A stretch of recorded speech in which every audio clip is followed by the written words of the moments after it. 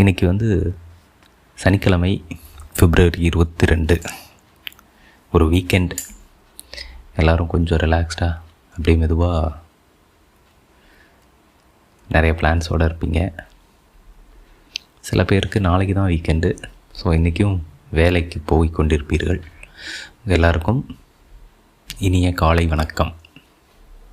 நேற்று வந்து அந்த வைப் பண்ணலாமா அப்படின்னு ஒரு எபிசோட் போட்டிருந்தேன் இல்லையா, அது வந்து பயங்கர ஹிட்டு.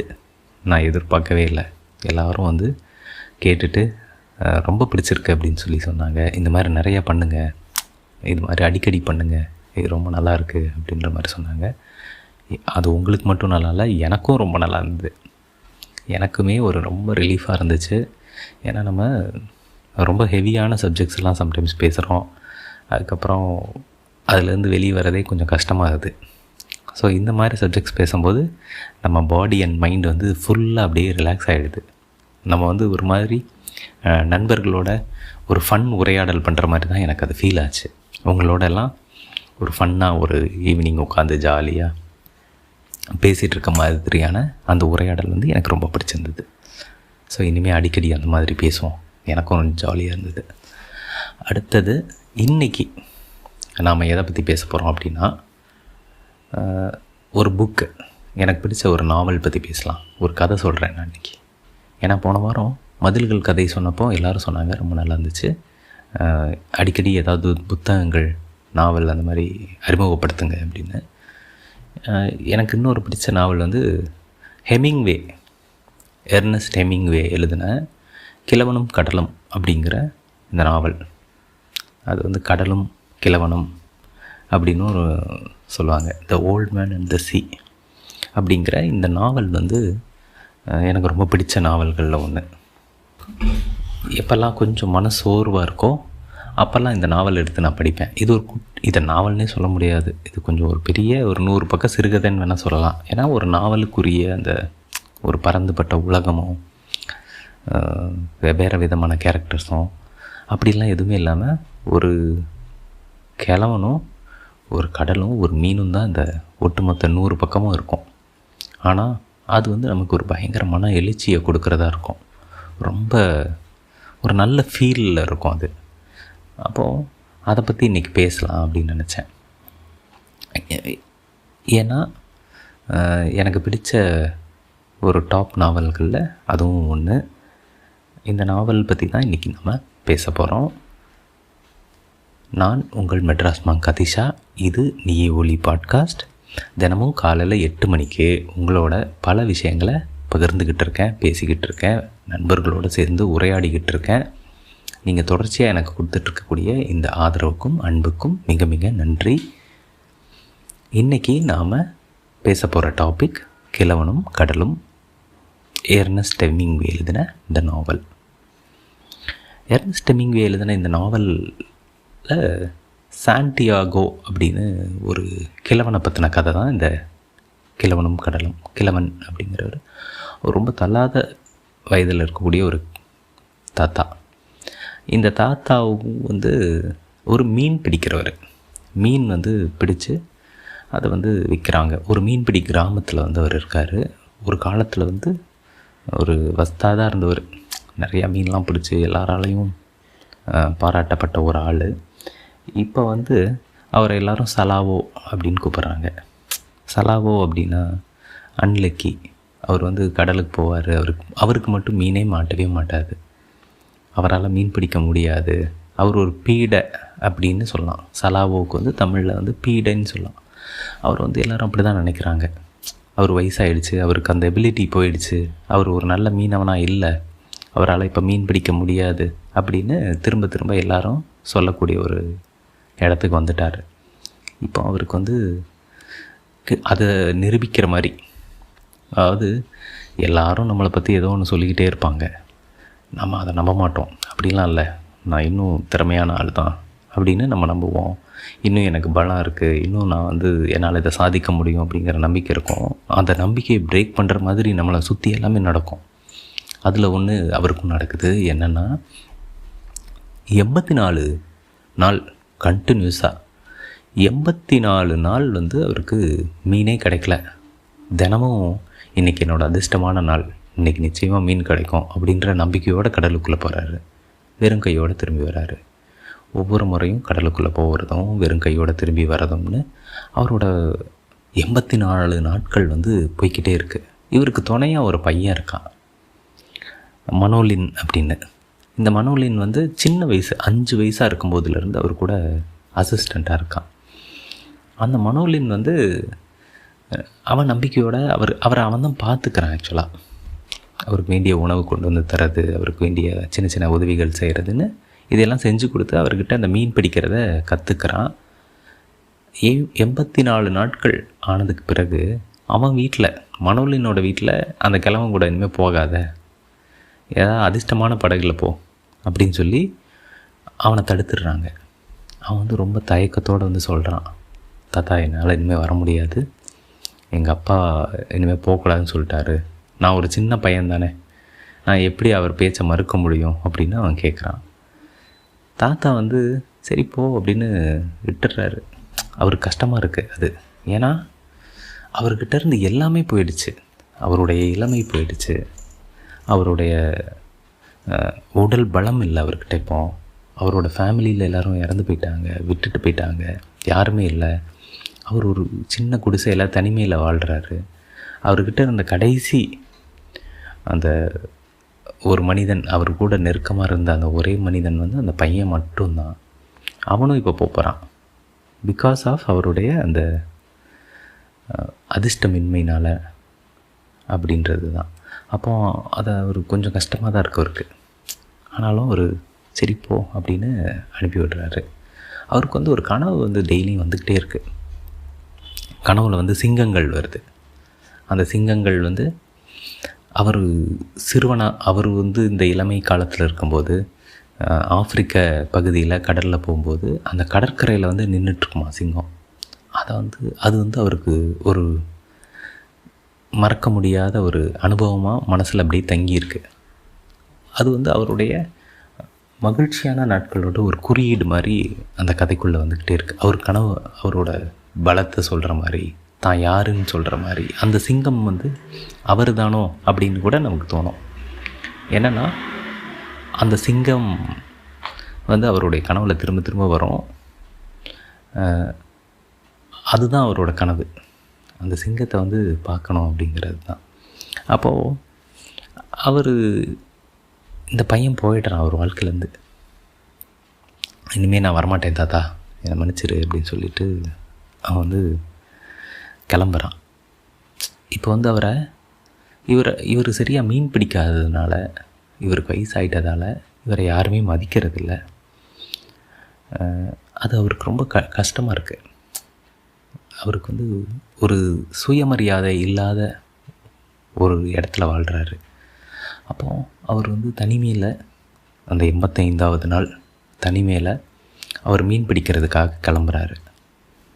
அவரும் அவருடைய ஒரு சிறிய படகுல எப்பவும் போகிற பகுதிக்கு போகாமல் ஒரு வளைகுடா பகுதி இருக்குது, அது ரொம்ப ஆபத்தான பகுதி, அதை நோக்கி அவர் கிளம்புறாரு. இன்றைக்கி என்ன ஆனாலும் நான் மீன் பிடிச்சிட்டு தான் வருவேன் அப்படின்னு சொல்லி கிளம்பிட்டுறாரு.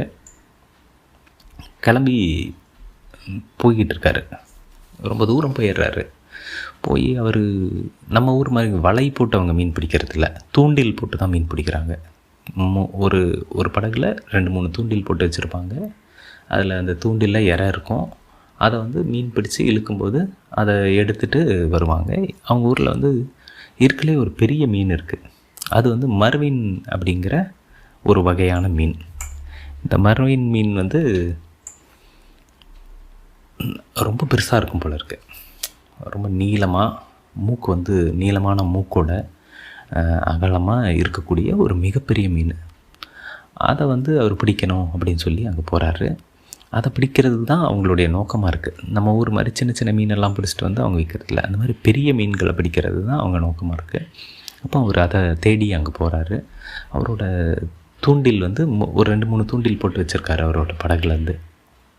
இப்போ ஒரு தூண்டில் வந்து ஆடுது. இவர் ரொம்ப உற்சாகமாக ஏதோ கிடச்சிருச்சு அப்படின்னு சொல்லி இழுக்கிறாரு. பார்த்தா ஒரு சின்ன மீன் மட்டும் ஒரு கிடைக்கிது. முதல்ல கொஞ்சம் ஏமாற்றமாக தான் இருக்குது அவருக்கு. என்னடா அது ஒரு சின்ன மீன் தான் கிடைச்சிருக்கு அப்படின்னு சொல்லிட்டு, ஆனாலும் சரி ஓகே, இது வந்து தூண்டில் இறைக்கு யூஸ் ஆகும், அப்புறம் நம்மளும் பசிச்சா கொஞ்சம் சாப்பிட்டுக்கலாம் அப்படின்னு சொல்லிட்டு அதை வச்சுக்கிறாரு சந்தோஷமாக. அதுக்கு அடுத்தது கொஞ்சம் நேரம் ஆகுது. இப்படியே போயிட்டுருக்கு. நல்ல வெயில், கடலில் இருக்கார், ரொம்ப சோர்வடைகிறாரு. ஏன்னா வயசாகிடுச்சு, சோர்வடைய ஆரம்பிக்கிறாரு. திரும்பி போயிடலான்னு கூட அவருக்கு தோணுது.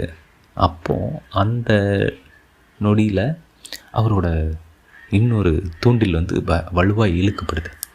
அப்போ அவருக்கு தெரிஞ்சிருச்சு, ஆஹா ஏதோ மாட்டிருச்சு அப்படின்னு சொல்லிட்டு அவர் அதை இழுக்கிறாரு. அந்த தூண்டில் மேல் நோக்கி இழுக்கிறாரு. வரமாட்டேங்குது. அவ்வளோ டைட்டாக இருக்குது, அவ்வளோ பலமாக இருக்குது. அப்போ அவர் நல்லா முழு பலத்தை கொடுத்து இழுக்கிறாரு, இழுன்னு இழுக்கிறாரு. அப்போவும் அது வரல.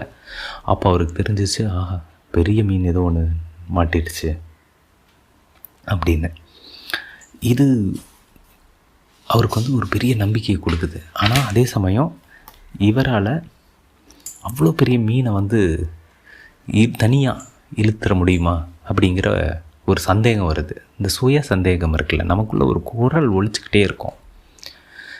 உன்னால் முடியாது, உன்னால் செய்ய முடியாது, உனக்கு வயசாயிருச்சு, நீ ஒல்லியாக இருக்க, உனக்கு வந்து பலம் இல்லை, உனக்கு அறிவில்லை. இந்த மாதிரி தொடர்ச்சியாக நமக்குள்ளேருந்து ஒரு குரல் நம்மளை பற்றி அதுவே முடிவு பண்ணி ஒரு விஷயத்த சொல்லிக்கிட்டே இருக்கும். அப்படி இல்லை, அவருக்கும் அந்த மாதிரி ஒரு குரல் ஒழிச்சிக்கிட்டே இருக்கும் உள்ளுக்குள்ளே, உன்னால் முடியாது அப்படி இப்படின்னு.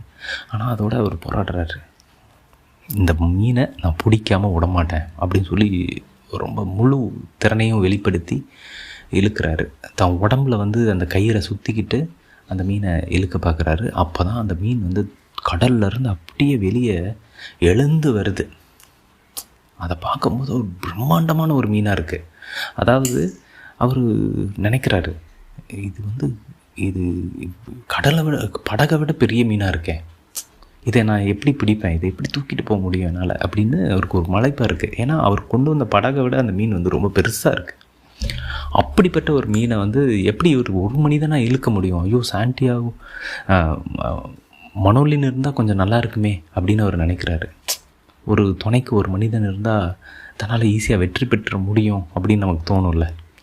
நமக்கு வந்து ஒரு சப்போர்ட் சிஸ்டம் இருந்தால் நல்லாயிருக்கும்னு நமக்கு தோணும்ல. ஒரு பேக்கப் இருந்தால் நல்லாயிருக்கும்னு தோணும்ல. ஒரு விஷயம் பண்ணிக்கிட்டு இருப்போம், ஒரு புதுசாக ஒரு விஷயத்தை முயற்சி செஞ்சுக்கிட்டு இருப்போம். அப்போ வந்து அங்கே நம்ம சந்திக்கக்கூடிய ஒரு மிகப்பெரிய சவால் வந்து எழும்போது நமக்கு முதல்ல தோன்றது என்னென்னா, ஐயோ நமக்கு வந்து இந்த பேக்கப் இல்லையே, நமக்கு ஒரு சப்போர்ட் சிஸ்டம் இல்லையே அப்படின்னு நமக்கு தோணும் ஃபஸ்ட்டு. அவருக்கும் அப்படி தான் தோணுது. ஏன் அப்படின்னா, நம்ம வந்து பார்க்குறோம்ல, மற்றவங்க ஜெயிக்கும்போது அவங்களுக்கு வந்து அந்த சப்போர்ட் சிஸ்டம் இருக்கும். இப்போ அவருக்கும் தெரியும், ஒரு மீனவர்கள் கும்பலாக போவாங்க, ஒரு 2-3 பேராக சேர்ந்து போவாங்க. அவங்க எல்லோரும் சேர்ந்து இழுக்கும்போது அது கொஞ்சம் சுலபமாக வந்துடும். ஆனால் இவர் ஒரு வயதான மனிதர், உடம்புல வலு இல்லை, ஆனால் கண்ணெதிர்க்க வந்து ஒரு மிகப்பெரிய மீன் இருக்குது. அதை பிடிச்சிட்டு போயிட்டோம்னா அவருக்கு நிறைய பணம் கிடைக்கும். முதல்ல அவருக்கு சுயமரியாதை திரும்ப கிடைக்கும். அவர் ஒரு நல்ல மீனவன் அப்படின்னு எல்லோரும் சொல்லுவாங்க அப்படிங்கிற அந்த நம்பிக்கை வந்து அவருக்கு வருது. உடனே உடம்புல இருக்கிற மொத்த பலத்தையும் கொடுத்து அந்த கயிறு எடுத்து உடம்புல சுற்றிட்டு கழுத்தில் சுற்றிக்கிறாரு. ஏன்னா விட்டுறக்கூடாது அந்த மீனை அப்படிங்கிற அந்த ஒரு பர்சீவரன்ஸ் வந்து அவருக்கு இருக்குது. அப்போ அவர் அப்படியே வந்து வச்சு இழுன்னு இழுக்கிறாரு. ஆனால் அந்த மீன் வரமாட்டேங்குது, அவ்வளோ டஃப்பாக இருக்குது. அப்போ அவர் உடவும் மனசு இல்லை. அதனால் என்ன பண்ணுறாரு, அதை படக்கூட சேர்த்து வச்சு கட்டிடுறாரு, அவன் தப்பிச்சு போயிடக்கூடாது அப்படின்னு. அந்த மீனும் வந்து இவர் எவ்வளவு போராடுறாரோ அதுக்கு இணையாக அந்த மீனும் போராடுது. நீங்கள் நல்லா கவனிச்சிங்கன்னா, நம்ம லைஃப்பில் ஒரு சவாலை எதிர்கொள்ளும் போது அந்த சவாலும் நமக்கு ஈக்குவலான பலத்தோடு அது திரும்பி போராடும். அதே மாதிரி தான் அதை தான் ஹெமிங்வே வந்து சிம்பிளைஸ் பண்ணுறாரோ அப்படின்னு எனக்கு தோணும். அந்த சவாலும் வந்து நம்ம கூட பயங்கர நமக்கு ஈக்குவலான பவரோட போட்டியிடும். அப்போது இவர் எப்படி இதை எதிர்கொள்ள போகிறாரு அப்படிங்கிற ஒரு பதட்டம் வருது நமக்கும் படிக்கும்போது. ஆனால் அந்த மனுஷன் வந்து விட மாட்டேங்கிறாரு. நைட் ஆகிடுச்சு, வேறு வழி இல்லை, இந்த நைட்டை வந்து இந்த மீனோடைய கழிப்போம் அப்படின்னு சொல்லிட்டு அந்த நைட்டெல்லாம் அங்கேயே படுத்திருக்காரு, அந்த படகுலேயே படுத்திருக்காரு. அந்த மீனும் வந்து ஒரு கட்டத்தில் அவரை இழுத்துட்டு போகுது. இவர் பரவாயில்லன்ட்டு அந்த மீன் இழுத்துட்டு போனால், நீ போ, எவ்வளோ தான் போவேன்னு நான் பார்க்குறேன் ஆனால் நான் உன்னை விட மாட்டேன்டா அப்படின்னு சொல்லிட்டு அவர் அந்த படகுலேயே படுத்திருக்காரு. ஒரு கட்டத்தில் மீன் வந்து மெதுவாக ஸ்லோ ஆகிடுது. அது மெதுவாக மூவ் ஆகிட்டே இருக்குது. அந்த பகுதியிலேயே சுற்றிட்டுருக்கு. இப்போ இவர் அப்படியே தூங்கி போயிடுறாரு. காலையில் அந்த கயிறு மேலே ஒரு சின்ன குருவி வந்து உட்காருது. உட்காந்ததுக்கப்புறம் தான் அவர் முழிக்கிறாரு. பார்த்தா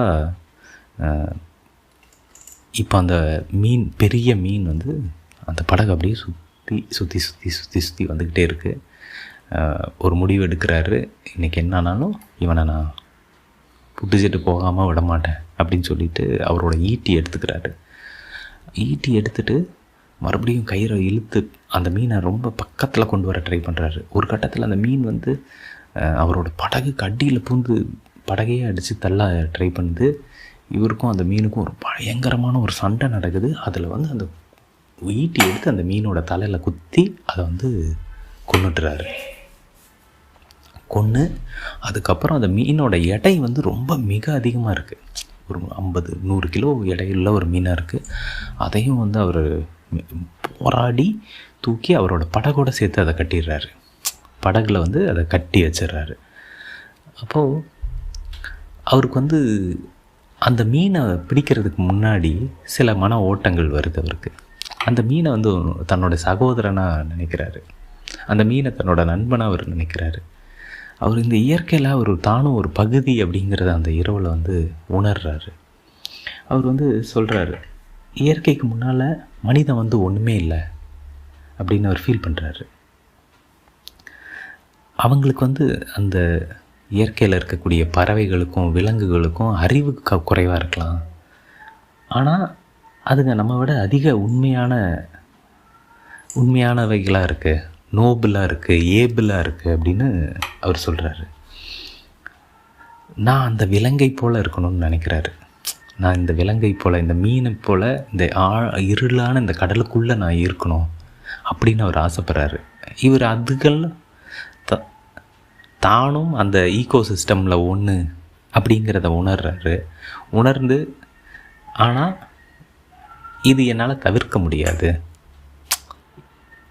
இவரை வந்து கொல்றது அப்படிங்கிறத என்னால் தவிர்க்க முடியாது அப்படிங்கிறதையும் அவர் ஃபீல் பண்ணுறாரு. அந்த மீனை பிடிக்கிறாரு, அதை கொல்றாரு, அதுக்கிட்ட மன்னிப்பு கேட்குறாரு, என்னை மன்னிச்சிரு அப்படிங்கிற மாதிரி. இந்த மீன் என்னுடைய சகோதரனே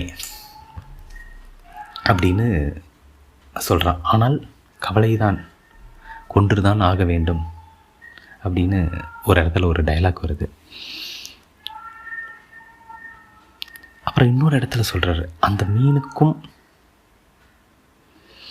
மீனுக்கு வந்து தெரியாது, அந்த மீனுக்கும்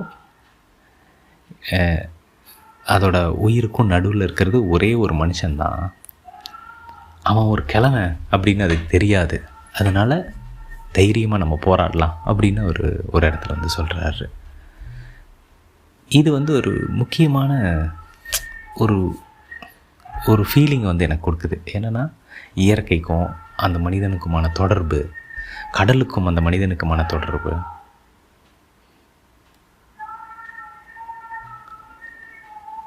ஸோ இது வந்து ரொம்ப அவசியமாக இருக்குது. இந்த பக்கத்தில் ஏதோ விற்றுட்டே போகிறாங்க, ஒரே சவுண்டாக இருக்குது, டிஸ்டர்ப் ஆகுது மைண்டு. அதுக்கப்புறம் என்ன ஆகுதுன்னா, இந்த மீனை வந்து அவர் பிடிச்சிடுறாரு. பிடிச்சோன்னா கதை முடியலை. கஷ்டப்பட்டு போராடி ஒரு கிழவன் வந்து அந்த மீனை பிடித்து விட்டார், அதோட கதை முடிந்ததுன்னு அவர் முடிக்கலை. இந்த மீனை வந்து படகுல கட்டிட்டு அவர் திரும்பி போகிறாரு கரையை நோக்கி. அவர் மனசில் ஒரே மகிழ்ச்சி, தான் சாதிச்சிட்டோம்.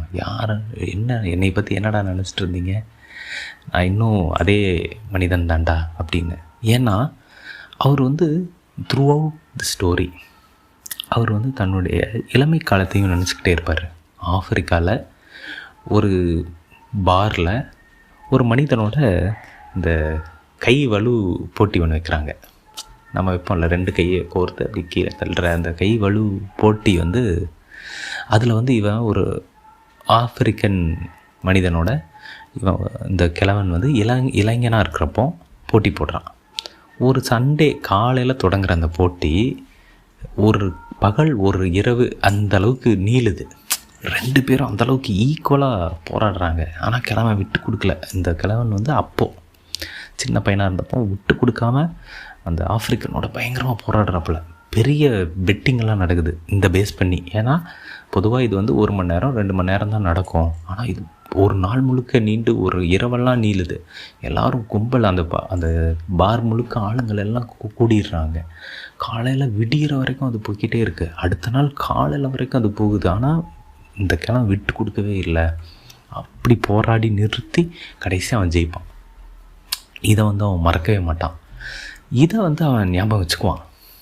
தன்னுடைய இளமை காலத்தில் தான் எப்படி இருந்தோம் அப்படிங்கிற அந்த நினைவு இருக்குல்ல, அந்த மெமரி இருக்குல்ல, அதை வச்சுட்டு தான் இந்த மீனோட அவன் போராடுவான். அப்போ இந்த மீனை வந்து பிடிச்சிடுறான். அந்த ஆஃப்ரிக்கனோட எப்படி அவன் போராடி ஒரு இரவு ஒரு பகல் போராடி ஜெயித்தானோ அது மாதிரி இந்த மர்லின் மீனையும் அவன் வந்து போராடி ஜெயிச்சிட்றான். ஜெயித்ததுக்கப்புறம் இதை கட்டிட்டு அவன் கிளம்புறான்.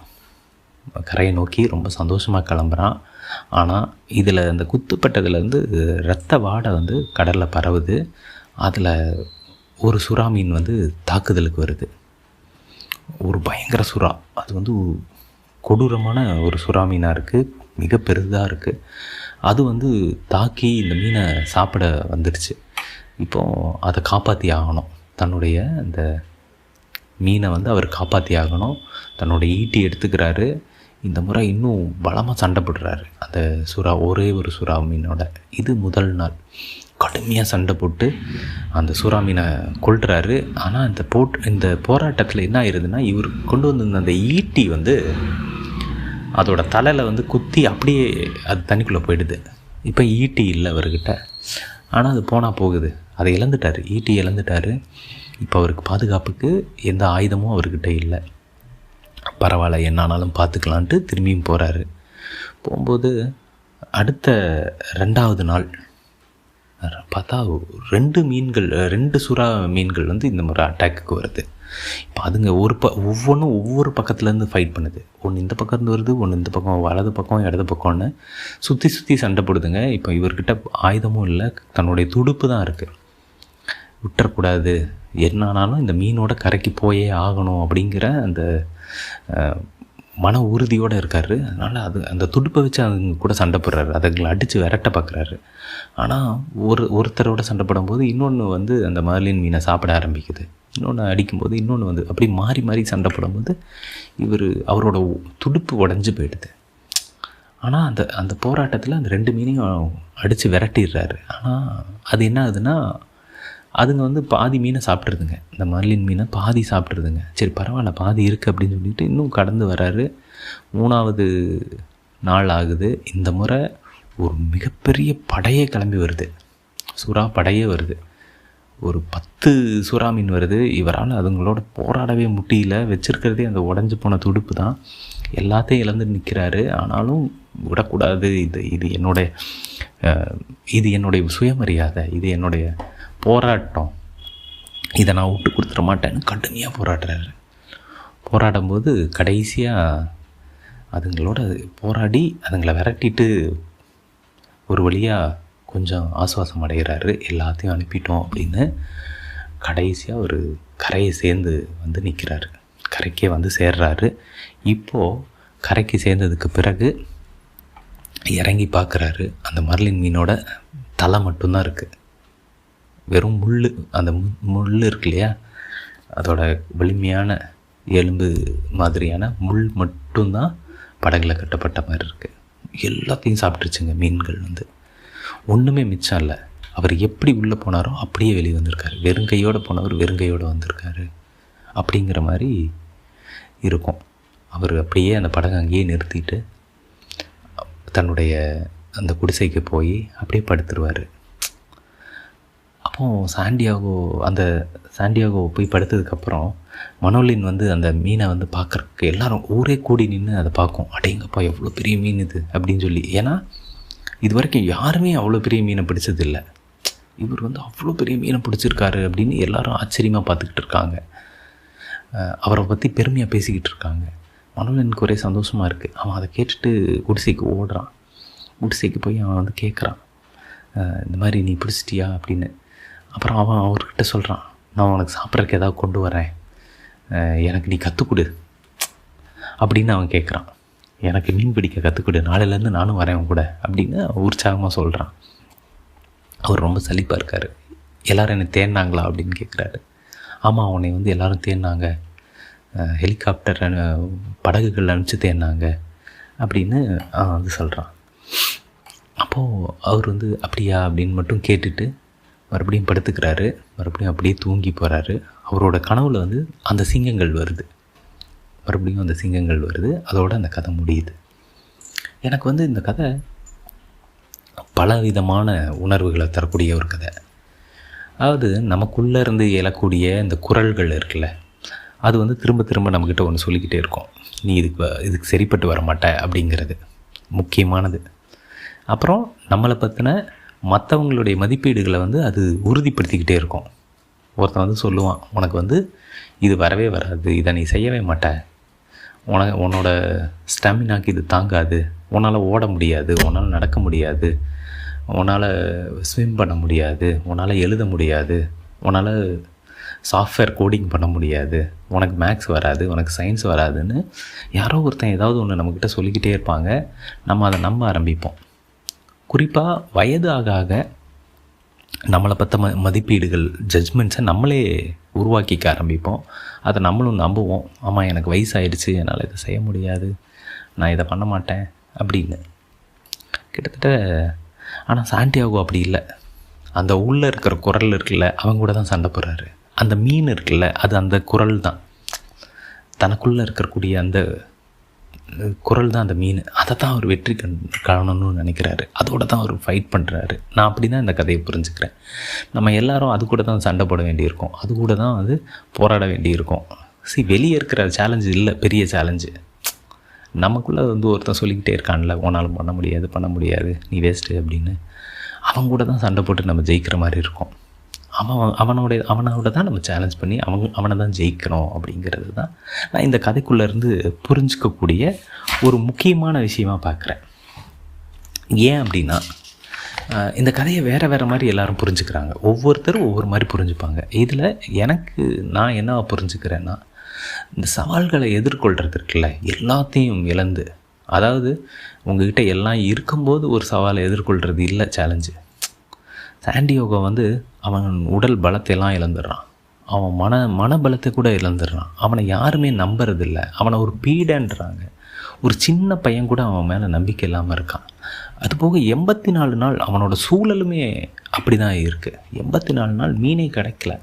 அப்படிப்பட்ட ஒரு சூழலில் கூட மன உறுதியோடு இருந்து 85வது நாள் ஒருத்தன் கடலுக்குள்ளே திரும்பி போகணும்ல, அது ரொம்ப முக்கியம். அது வந்து எனக்கு எப்போதுமே கொடுத்துட்டே இருக்கும். தனிமையில் போராடுறதுன்றது இருக்குல்ல, தனிமையில் போராடுறது அப்படிங்கிறது வந்து ரொம்ப ரொம்ப கஷ்டம். நம்ம எல்லாத்தையும் இழந்து நிற்போம். எதுவுமே இருக்காது நம்மக்கிட்ட எந்த பேக்கப்பும் இருக்காது, நம்ம எல்லா சப்போர்ட் சிஸ்டம் இருக்காது, எதுவுமே இருக்காது. அப்போது நின்று போராடுற அந்த போராட்டம் இருக்குல்ல, அதுதான் அந்த கடலும் கிழவனும்.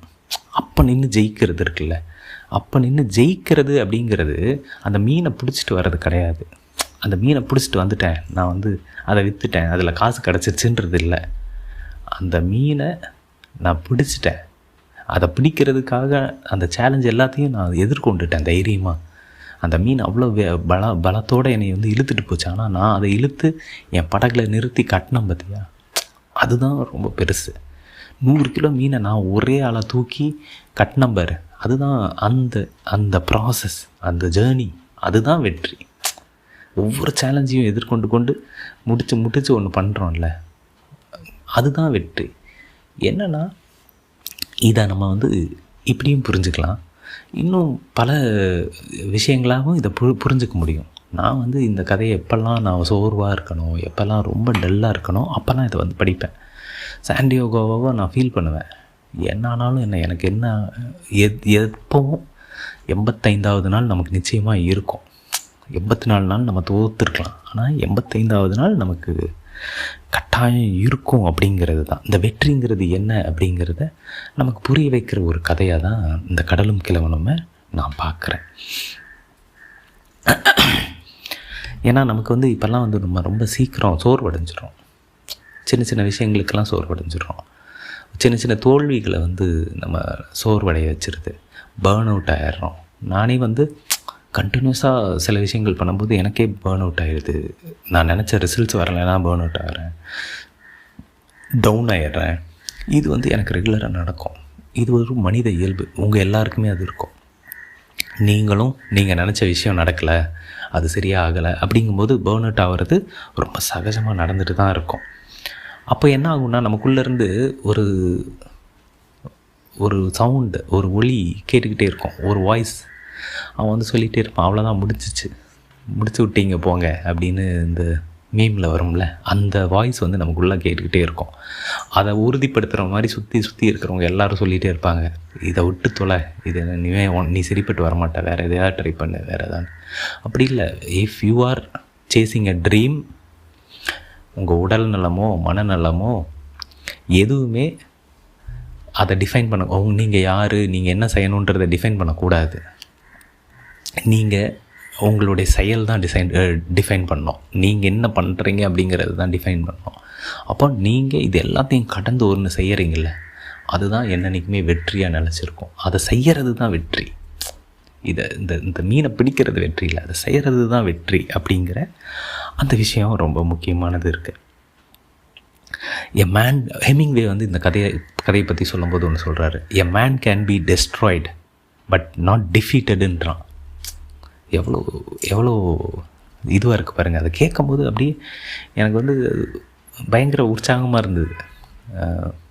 நம்மளை வந்து அழிக்க முடியும், ஆனால் தோற்கடிக்க முடியாது. நம்ம தான் அதை முடிவு பண்ணோம். அதை வந்து நம்ம விடாமுயற்சின்னு அதை தான் நம்ம சொல்கிறோம். விடாமுயற்சி தான் இந்த கதையோட அடிப்படையாக இருக்குது. அப்புறம் நம்ம சுயமரியாதை எவ்வளோ முக்கியம். என்ன ஆனாலும் சரி அதை பார்த்துக்கலாம் அப்படிங்கிற சுயமரியாதையும் சுய கௌரவமும், அதுக்கு நம்ம போடக்கூடிய அந்த எஃபர்ட்டும் இருக்குல்ல, அது ரொம்ப ரொம்ப முக்கியம். அதுதான் நம்மளை மனிதனாக உணர வைக்கக்கூடியது, அதுதான் நம்மளை தலை நிமிர்ந்து நிற்க வைக்கக்கூடியது அப்படிங்கிறது. எனக்கு இந்த கதையில் அவர் வந்து இந்த மனோலினுக்கும் அவருக்குமான அந்த உறவு இருக்குல்ல, அது ரொம்ப அழகாக சொல்லப்பட்டிருக்கும். அவர் ரொம்ப மிஸ் பண்ணுவார் அந்த பையனை. தன்னுடைய வெற்றியில் அவன் கூட இருக்கணும்னு அப்படின்னு ஆசைப்படுவார். நம்ம பெரும்பாலான நேரத்தில் என்ன தெரியுங்களா ஆகும், நம்ம தோல்வியில் இருக்கும்போது எல்லாரும் நம்மளை விட்டு போயிடுவாங்க, யாருமே இருக்க மாட்டாங்க சுற்றி. நான் அதை ரொம்ப ஃபீல் பண்ணியிருக்கேன். நான் ஒரு கடந்த 5 வருஷமாக பெரிய போராட்டத்தில் இருக்கேன். நிறையா விஷயங்கள் வந்து போராடி ஒவ்வொன்றும் நானே கற்றுக்கிட்டு, நானே ஒன்று செஞ்சுக்கிட்டு, அப்படி தான் நான் பண்ண ஒரு தனிமையாக நான் வந்து என்னையே நிலைநிறுத்திக்கிறதுக்கான ஒரு போராட்டத்தில் இருக்கேன். அப்போ எனக்கு சில சமயம் தோணும், இவங்கெல்லாம் நம்ம கூட இருந்தால் நல்லா இருந்திருக்குமே அப்படின்னு. அப்படி அவருக்கு வந்து இந்த கதையில் த்ரூ அவுட்டு ஒவ்வொரு இடத்துல அவர் ஃபீல் பண்ணுவார், மனோலின் கூட இருந்தால் நல்லா இருந்திருக்குமே, மனோலின் இருந்தால் நல்லா இருந்திருக்குமே அப்படின்னு திரும்ப அவர் ஃபீல் பண்ணிக்கிட்டே இருப்பார். இது ஒரு அடிப்படையான ஒரு உணர்ச்சி இல்லையா?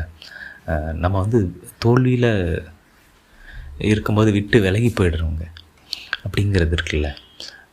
ஆனால் மனோலின் மேலே அவருக்கு அவ்வளோ அன்பும் பிரியமும் இருந்துக்கிட்டே இருக்கும்.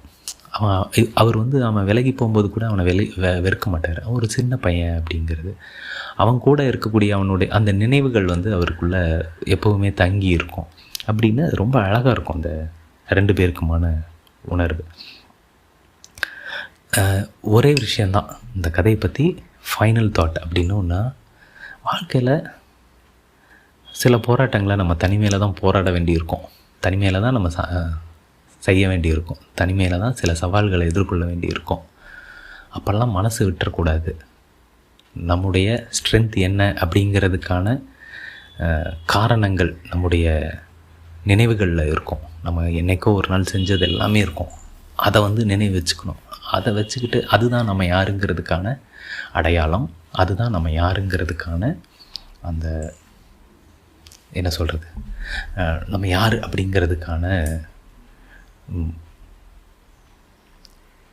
பிம்பம் அப்படின்னு வச்சுக்கலாம். ஸோ இந்த மாதிரியான ஒரு உணர்ச்சி மிக்க ஒரு கதையோட இந்த சனிக்கிழமை வந்து எபிசோட் முடிவுக்கு வருது. ஸோ நீங்கள் யார் அப்படிங்கிறத மற்றவங்க டிஃபைன் பண்ண அனுமதிக்காதீங்க. உங்கள் செயல்கள் வழியாக நீங்கள் அதை வந்து மற்றவங்களுக்கு சொல்லுங்கள். சாண்டியாகோ அதை தான் சொன்னார், டேய் நான் வந்து பெரிய மீனவன்டா அப்படின்னு. அவரை வந்து எல்லாரும் வியந்து பார்த்தாங்க. அவர் மீன் பிடிச்சிட்டு வந்த மீன் பார்த்து இல்லை, அவர் செஞ்ச காரியத்தை பார்த்து ஸோ நீங்களும் உங்களுடைய மீனை விரட்டுங்கள். நிச்சயமாக நீங்கள் யாருங்கிறது இந்த உலகத்துக்கு தெரிய வரும். ஸோ நாளைக்கு ஒரு கெஸ்ட்டு அவரோட சில உரையாடல்களோட உங்களை சந்திக்கிறேன். அது வரைக்கும் நல்லா ஹாப்பியாக இருங்க, நல்லா ஸ்மைல் பண்ணுங்கள். எதுவாக இருந்தாலும் கவனமாக பண்ணுங்கள், பாதுகாப்பாக இருங்க, ஹாப்பியாக இருங்க. அதுதான் ரொம்ப ரொம்ப முக்கியம். நாளைக்கு மறுபடியும் வேறு ஒரு டாப்பிக்கோடு உங்களை இதே நேரத்தில் சந்திக்கிறேன். அதுவரை உங்களிடமிருந்து விடைபெறுவது உங்கள் மெட்ராஸ் மாங்க் அதிஷா. இது நீயே ஒலி பாட்காஸ்ட்.